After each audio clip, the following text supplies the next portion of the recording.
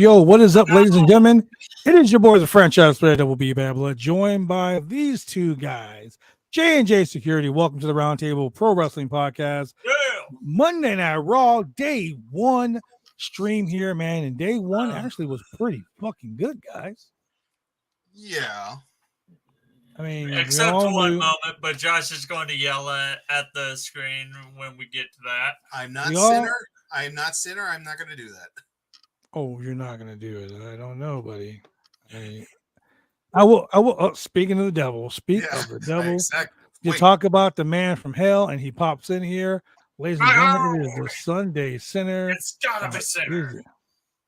The man, the myth, or not. the legend. Oh, he's it is the one and only Santa Sinner. Santa Sinner? Do you have what the fuck? Are you just saying that because you want to unwrap my gift? No. I guess ho then, right? Right. Josh, you got the results pulled up? Chemical Julian ain't here.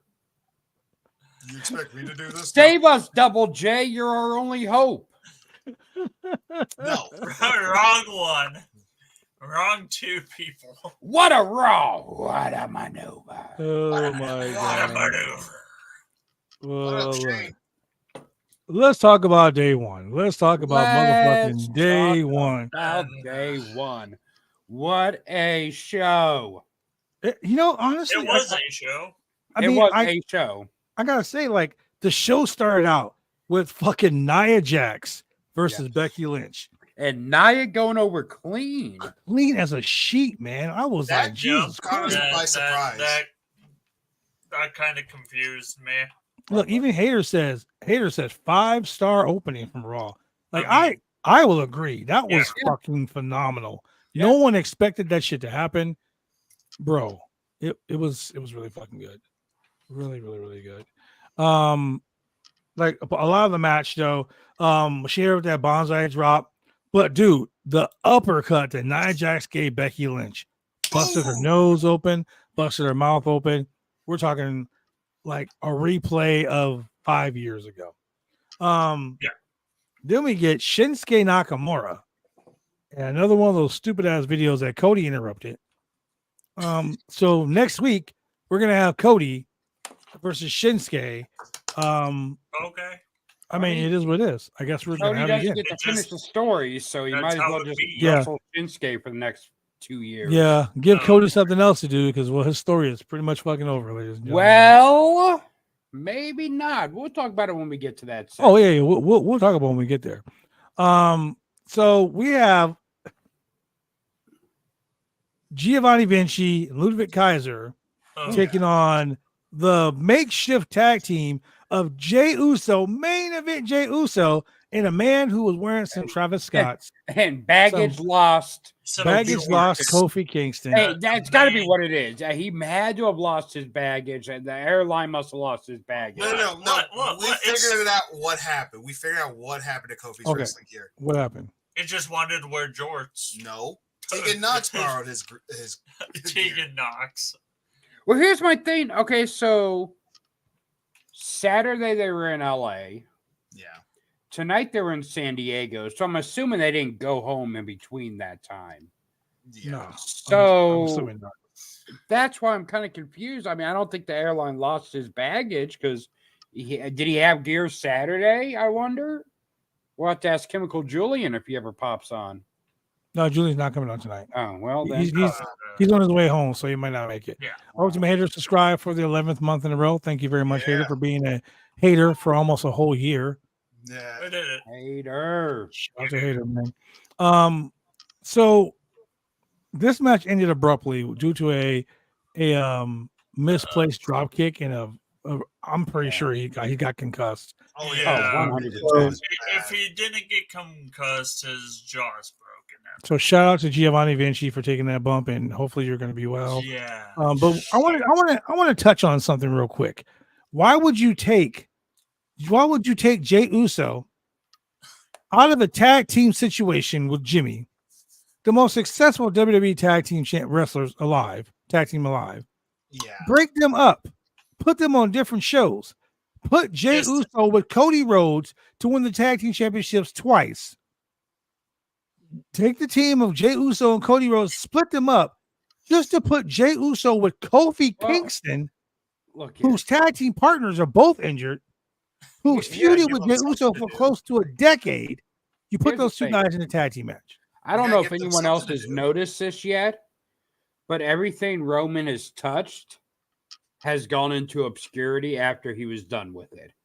And everything Roman has touched has been directionless after the feud with Roman. Look at Sammy. What's Sammy doing right now? Nothing. Injured. Injured. But before that, just he was jumping around. Yeah. I mean, Kevin Owens. You're like fucking. Who else has he feuded with in the past 3 fucking years? I mean, he feuded. He had a match. He had a feud with Logan Paul. Logan Paul's the United States champion right now. So and he shows up he shows up just as much as Roman does. Exactly. LA Knight's still doing pretty good. Not really. But yeah. Randy Orton came back and stole his thunder. I want to know. Came back and stole it too. I want to know why that bald guy was out there tonight sounding like LA Knight, copying LA Knight shit. Wow. We'll get to that guy in a minute. So Jey Uso and Kofi Kingston defeat Giovanni Vinci and Ludwig Kaiser via referee stoppage. Referee stopped the match because of that concussion. And one of the most entertaining segments of the night. Yes. R-Truth and The Miz, the Awesome Truth, reunite for one night only. Strange bedfellows tag match. Take on Dominic Mysterio and JD McDonough. Bro, it was so funny.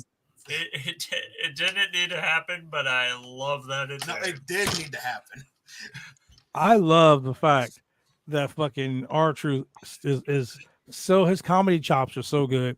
He comes out and claims to be a member of the Judgment Day. Even has the duct tape on his shirt. So fucking funny. Makes me laugh every time I see it. And the Judgment Day theme song, the intro, and then it goes to his current theme song. Exactly. That was great. I just love when he was like, did the big wink to Dominic. Yeah.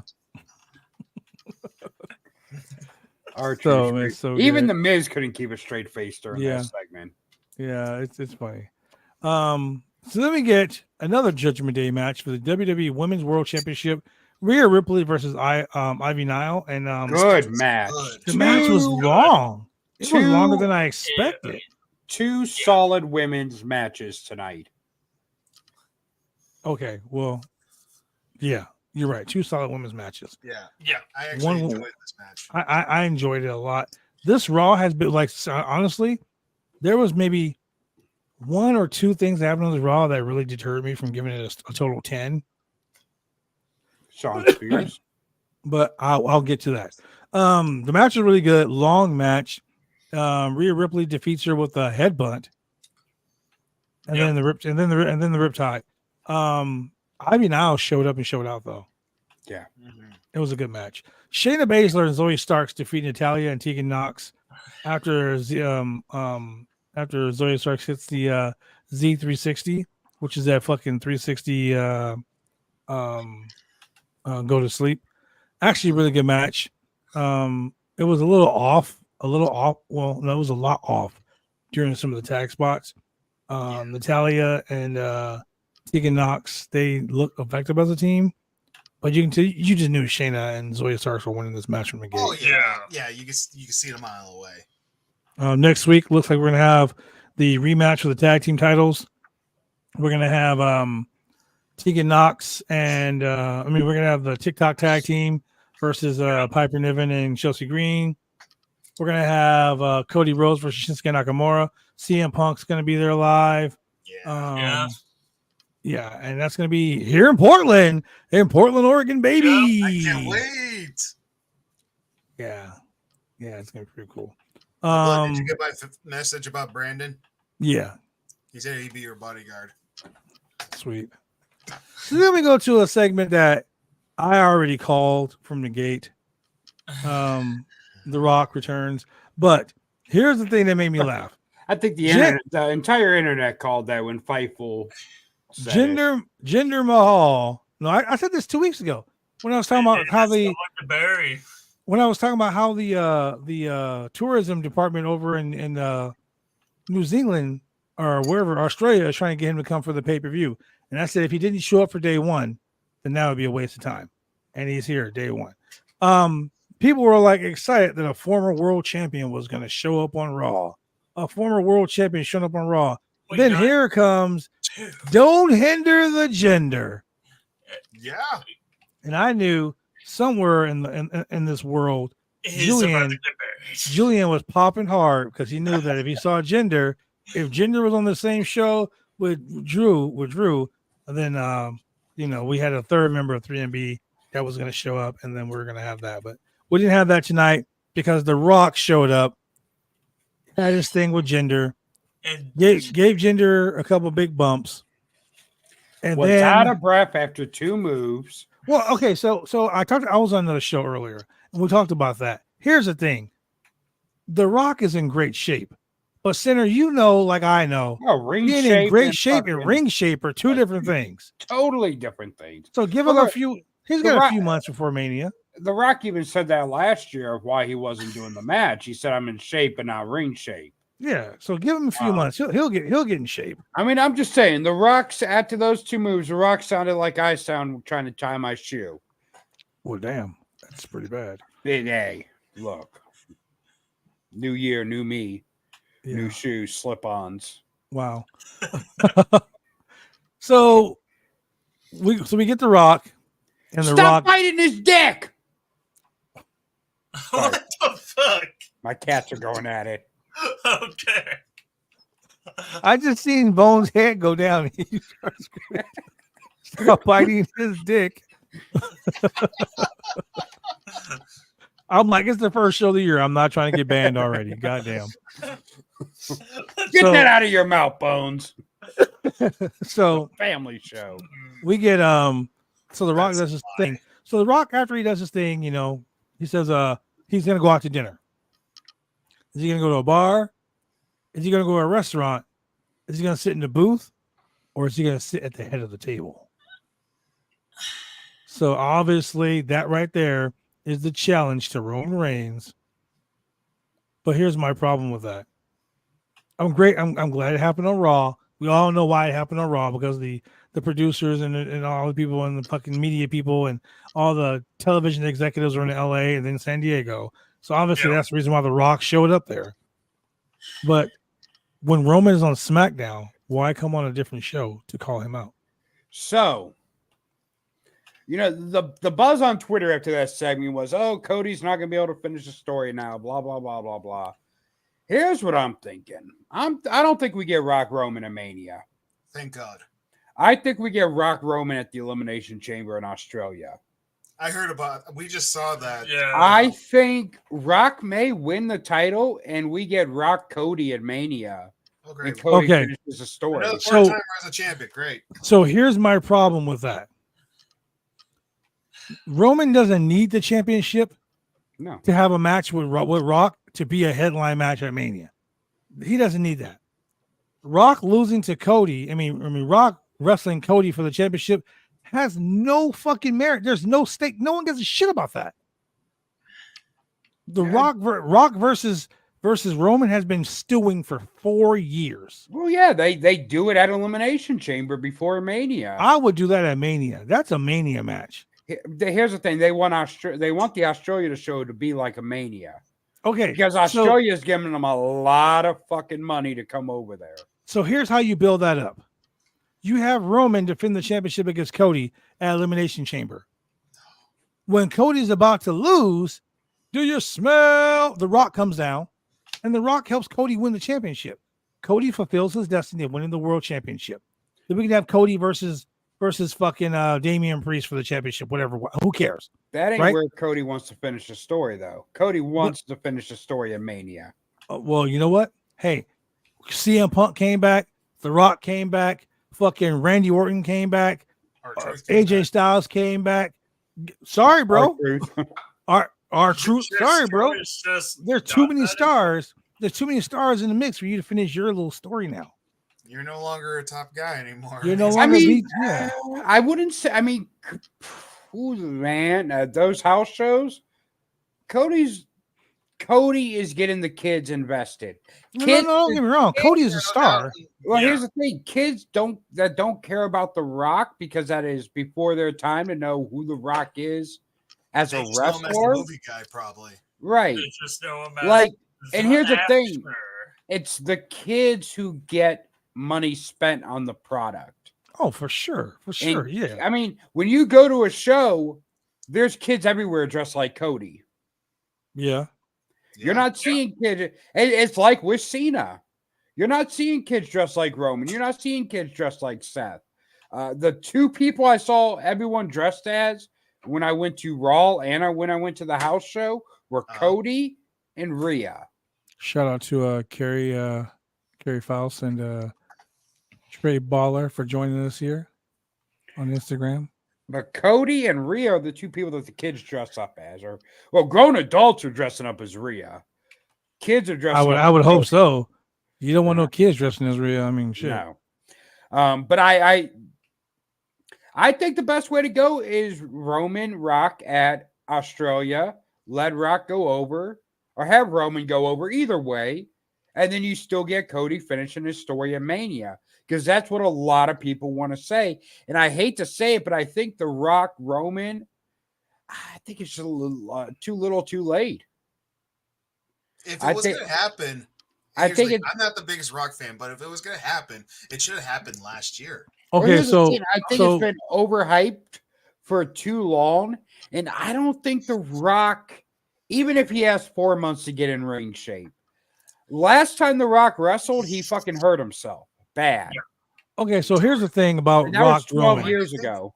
Rock Roman for a championship makes no fucking sense because Rock is a part-time guy. No one gives a fuck about a part-time guy winning the championship. Rock's gonna win the title and go off and do fucking 5 movies, and that's gonna be the issue that people have with Roman. Roman doesn't defend the title every month, so people have an issue with that. But here's you have Rock Roman for the leadership of the family.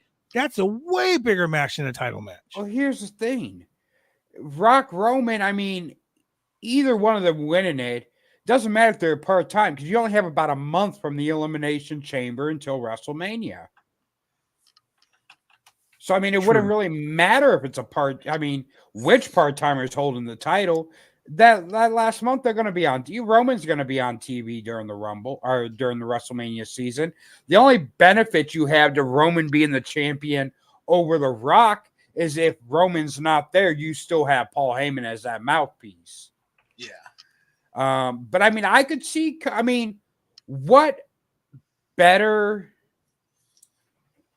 way to kind of win that title than someone like The Rock for Cody? I mean, what bigger star than The Rock to fucking beat for the title? Because I'm sorry, see, the problem with that is this: it's the story between him and Roman. It has no basis with The Rock. No one cares about The Rock. The story is him winning the title. That's always been the story. Okay, so it doesn't matter who's there. That was the story until they start bringing in Dusty and how Roman was Dusty's favorite over his kids. Because that shit right there, that's what made it personal. That's what made the story mean something. I mean, don't get me wrong. The championship, having a title match is great. The championship title defense, that's fucking amazing. Have the champion challenge for the belt, whatever, whatnot. That's fucking awesome. You know what I'm saying? Well, at the end of the day, the story is whatever, WWE tells us the story is. So, I mean, they can easily shift it from Roman to The Rock. And then, I mean, I wouldn't mind getting, a month of heel Rock leading up to the match with Cody. But the thing is, the sad part is that even though they're going to be, he would try to be heel, but the fans would still probably cheer him. It don't matter. They cheered him. I mean, they still cheer Roman, and he's a heel. I mean, the fan reaction doesn't really matter, honestly. I mean, The Rock's great at being a heel. The Rock can get heat if he wanted to. Easily. Rock could easily get heat if he wanted to, especially when it's against a sympathetic babyface like Cody. Yeah. Yeah. I mean, I want him to be Hollywood Rock again. That was a great gimmick. Hey, honestly, we could do, have fucking. So Australia, you do Roman Rock. Have Roman try to get Solo to cheat for him. Mm-hmm. Solo won't do it because The Rock's blood too. And The Rock has. Why not, though? He turned on his fucking brothers. But The Rock has a legitimate claim to be the head of the table. Jimmy J, great, but they never had a legitimate claim to be the head of the table. The Rock does. So you would have Solo refuse to get involved and help Roman. You have Rock go over at Australia. Sets up Rock Cody for Mania. Sets up Roman Solo for Mania. I mean, if Roman, honestly, if Roman's part-time now, once they take the title off of him, what more is there to do for him? He's got nothing else to prove. You can turn Roman face after that, put Paul with Solo, let Solo be dominant on SmackDown, let Solo go do his own thing, let Roman go away for a few months like he's going to anyways after Mania.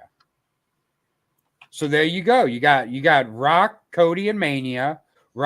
Cody gets to finish his story, go over one of the biggest stars in pro wrestling history, and what would be The Rock's last match. You have Roman versus Solo with the final nail in the coffin of the Bloodline saga. And then you get Punk Seth. And you get Jimmy versus Jay.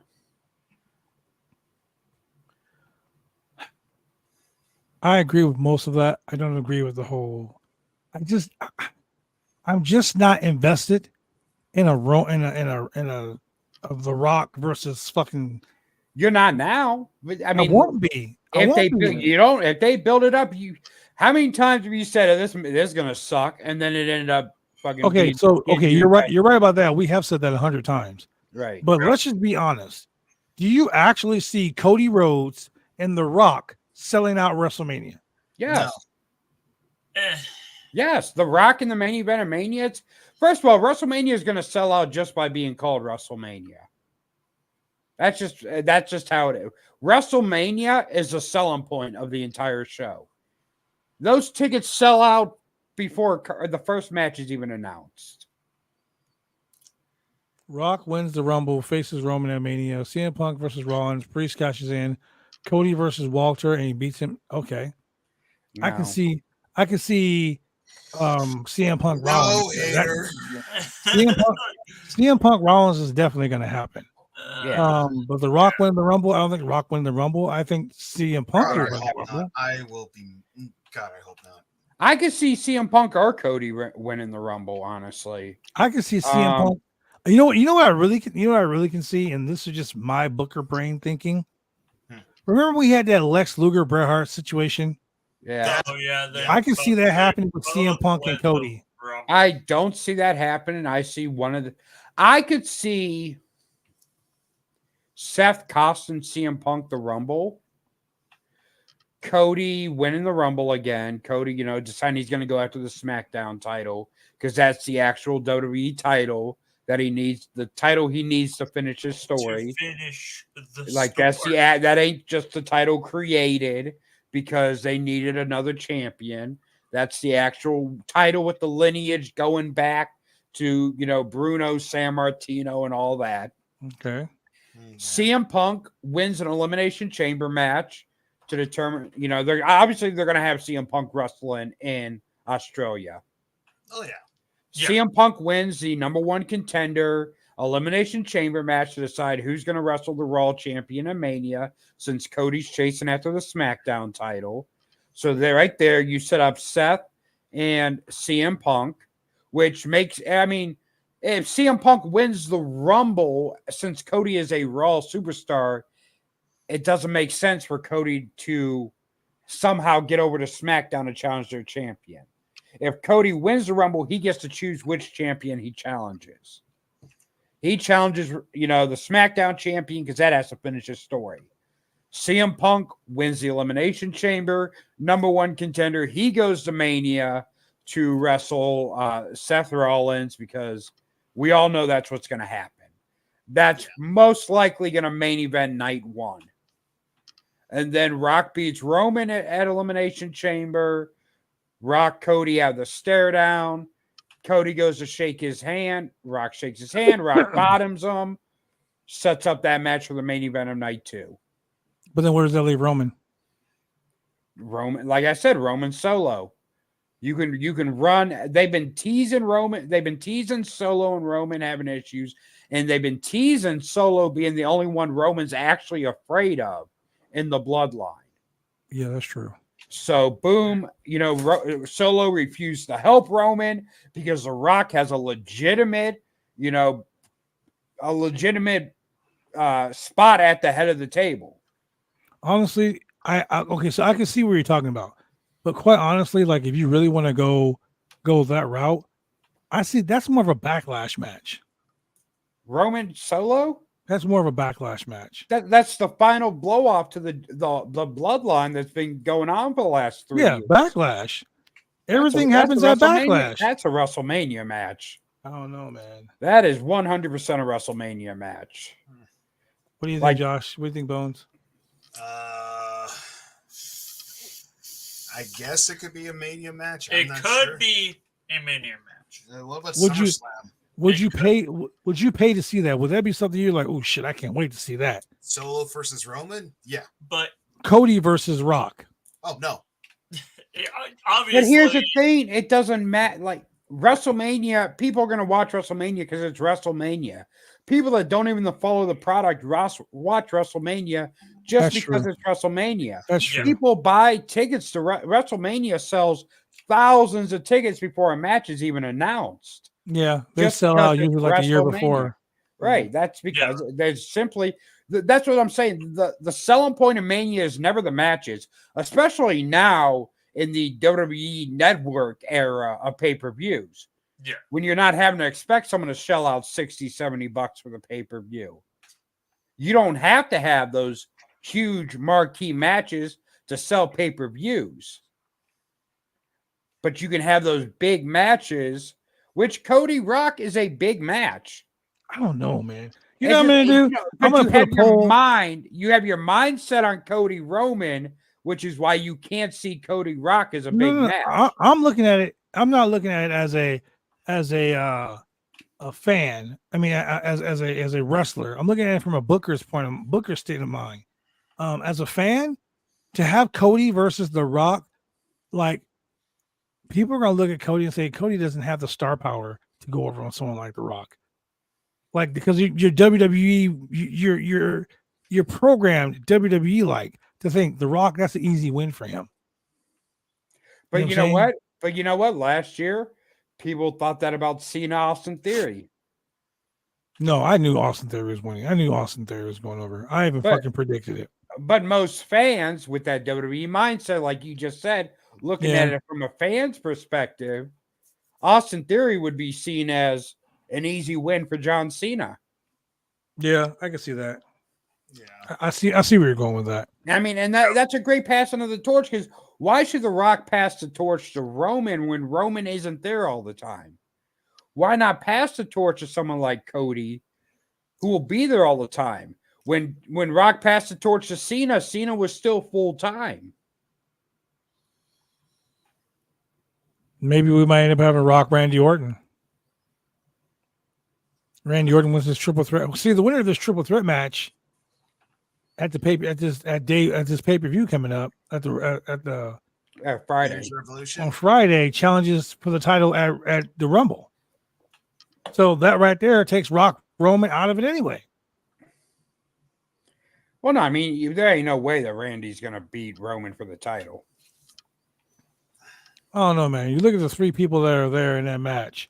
I don't see AJ beating Roman for the title. No. I don't see fucking LA Knight winning the title. No. And I damn sure don't see fucking I mean, the only person I do see winning that match is Randy Orton. But I don't see him winning the title. He ain't gonna go over Roman. Now I can see after the match, I could see Roman and the Bloodline beating down Randy and The Rock coming to make the save. Yeah. I can definitely see that setting up for Australia, or if they're going to do it in Mania or wherever they're going to do it. I can see that. But I honestly think, I mean... You know what I can see? Honestly, now you're saying all of this. Maybe we'll have The Rock. Maybe we'll have Randy Orton. And maybe we'll have fucking... LA Knight, since LA Knight and Randy Orton are feuding right now with the Bloodline on SmackDown, maybe we'll have a 6-man tag team match with LA Knight, Randy Orton, and The Rock over in fucking in Australia, because like you said earlier, The Rock isn't 100% ready for a one-on-one match. Put him in a 6-man match. Have The Rock go for the finish. And maybe Roman's going to do something. Roman tells Solo to do it. Solo's like, no. And they end up losing because of that. Now there's heat between Solo and The Rock.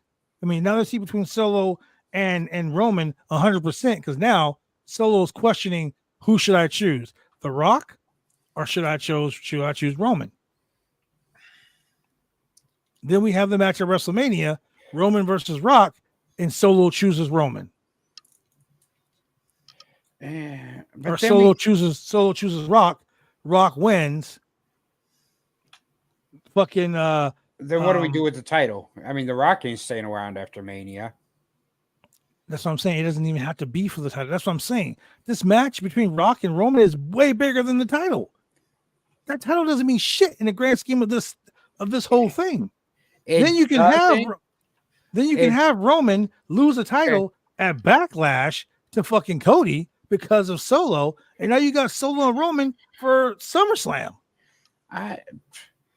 Cody winning the title at Backlash won't mean shit. Mm-mm.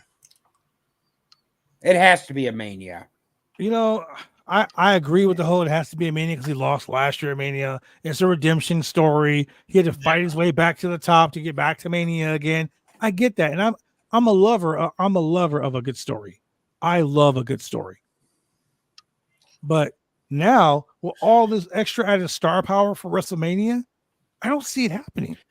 I mean, the way I picture it in my head, I feel like is the best solution for everyone. I feel like everyone wins in that situation.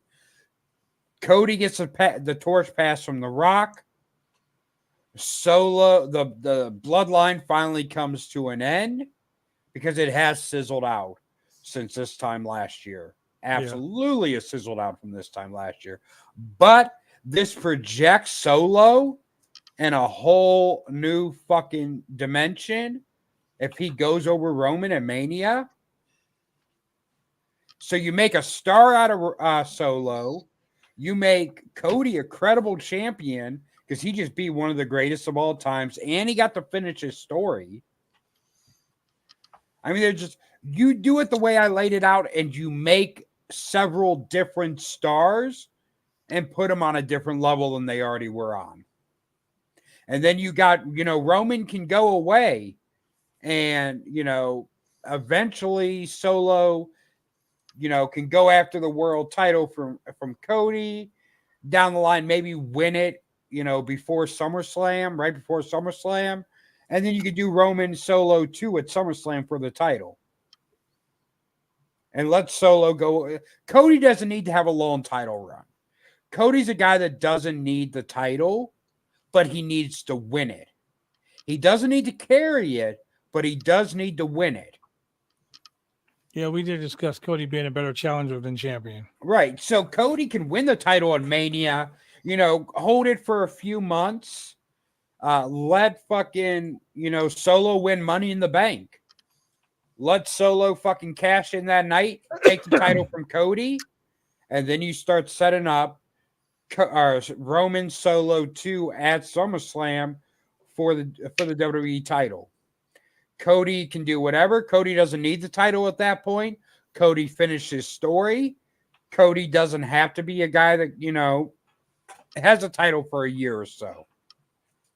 That isn't what Cody's about. That's not what his story is about. It's just about him winning that title. So then SummerSlam, your second biggest pay-per-view of the year, the next stadium show after Mania, you do Roman Solo 2. Solo's a big star by then, and you can do whatever you want at that point. What do we do with Damian Priest? He cashes in right after Cody wins. He cashes in at some point on CM Punk, but I don't see them putting I don't see Damian getting the belt. I think we're gonna get a Summer of Punk. I think Punk's gonna beat Seth at Mania. Would make the most sense. And then we get a Summer of Punk, and then we'll kind of see where the cards fall on Raw after that.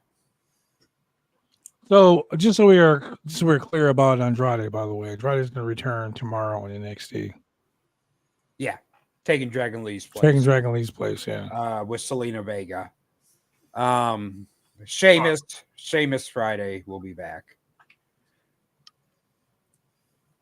I don't know. I'm not really happy about the way this turned out. I mean, there's many. But we did have a really, really, really good main event for the World Championship. Like at one point, Damian Priest pinned Seth Rollins, and the referee counted to 3, but Rollins' foot was on the rope. Drew McIntyre. I'm sorry, Drew. Hey, you know what? That was perfect. Like the way that was done, it was Drew's own mistake. Drew had the match won. It was his own mistake that cost him it. Over-rotated. Yeah. I think can't blame no one but himself. And the way Drew is protecting himself against that Money in the Bank cash in, bro, perfect. I think that Drew versus Damian for possession of the briefcase would be good. Yeah. Because they've had a match like that before. Wasn't it Kennedy versus somebody for the briefcase? Kennedy versus Edge. When they thought Kennedy was injured and he ended up not being. Miz versus who did? Otis. Yeah. So here's my thing. Here's what really sucks for Drew. Drew was so hot back in 2020, the beginning of 2020. White hot. Yeah, COVID time. And then even before COVID, when he won the Rumble, I mean, he was white fucking hot. He was. And then he just fucking the pandemic happened. He was champion during a time when there were no fans there. And he lost all his momentum before the fucking arena shows came back. I don't see I don't see Drew being Drew don't have the momentum now that he had back then. Exactly. Yeah. And that's the point I'm trying to get across. Like you got so many guys. Like there's so many fucking guys right now on this roster that can be the top guy. This is honestly, I'm gonna say this, and it's gonna probably bite me in the ass sometime soon, but this is the most stacked the WWE has been with like likely stars. Remember how like this time last year we were like, wow, the WWE is fucked up. They have no one that looks they're not positioning anyone that's even a threat to taking out Roman. Now you got so many fucking options. Yeah. And that's because Triple H is booking. Triple H is a good mind for the business, and he is setting shit up so fucking good to where it's like, just when you think you know the answer, he not only changes the question, he changes the whole fucking scenario. Yeah. Yeah. And that's what makes it so good. I'm enjoying watching Raw for the first time in a very long time. Do you think, I mean, let's be honest, Triple H is petty. Man, Petty Pendergrass. So, the whole Cody finishing the story thing was a Vince thing. You think there's still some heat there, Triple H, over that Double or Nothing spot where he broke the throne? I don't think so. If he brought back Punk, I don't think so. Well, no. Let me tell you why he brought back Punk. He brought back Punk because Punk is dollar signs. Oh, yeah, absolutely. I mean, come on. $500,000 worth of fucking t-shirts in one night. In 24 The hours. money don't That's lie. more than AEW does in a fucking year. Come on, think about that. Yeah, true. Good Yeah. One When night. CM Punk left AEW, he was their top merch seller by like 4 times. Like it went CM Punk, and then the next number 2 on the list didn't even come close to what he was selling in merchandise. And then think about this for a second. CM Punk has sold more t-shirts on WWE. He's the number one seller of t-shirts. I'm trying to use that as a good example. He's the number one t-shirt seller right now in WWE and AEW at the same fucking time. Like, think about that for a minute. That's like you working at McDonald's and you getting a check from McDonald's and Burger King at the same motherfucking time. I wish my time at McDonald's. I'm just saying, like that's how over the situation is. We don't talk about McDonald's. That's how over the situation is. So at the end of the day, Punk is money. That's why, like Triple H is like, well, fuck, I'm gonna go ahead and bring Punk back because that's dollar signs. And then The Rock is money. The Rock's gonna sell out arenas just because his name. The Rock's gonna show up and show up. I guarantee you, this coming week in Portland, that building's gonna be packed because CM Punk's gonna be there. Yeah. Yeah. I'm excited to see Punk. Which is crazy because Punk was backstage tonight. Yeah. So it's crazy they didn't have him appear. But then again, he's been backstage at fucking NXT every week too. Yeah. So. He's training people at NXT right now. So he's like, because he's taking over Shawn Michaels' job after a while. Like that's the reason why. I'm sorry. Also, Raw doesn't need Punk every week. No. Like tonight is a good example. Like it was actually a legit good show, except for when The Rock. Because for the first time in the history of Raw in the last fucking 20 years, this right now is the Attitude Era all over again. Well, you got guys like Steve Austin and The Rock, and you got guys like Triple H, you got DX, and you got all of these names that were Shawn Michaels. All these names are building. You didn't have to have them on the show every week because now you got your pick. You can got to pick up a litter. It's so stacked. It's ridiculous. They could run a B show with Judgment Day, and let's say they put Judgment Day on there and CM Punk, and still sell out more seats than a pay-per-view at AEW right now. Yeah, that's just being realistic. I'm not shitting on AEW or anything like that. I'm being realistic. Not only as a wrestler, as a booker, but as a fan. I see it. It's right there. Yeah. This is for the first time. Now, guess what?